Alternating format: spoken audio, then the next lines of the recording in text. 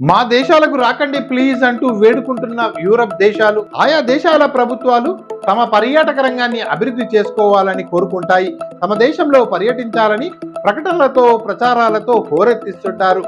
అదేవిధంగా మన భారతదేశంలో కూడా పెద్ద ఎత్తున మన పర్యాటక రంగాన్ని ప్రమోట్ చేస్తుంటాం. కానీ దీనికి భిన్నంగా యూరప్ దేశాల్లోని పలు దేశాలు మాత్రం మా దేశాలకు రాకండి ప్లీజ్ అంటూ పర్యాటకులను వేడుకుంటున్నారు.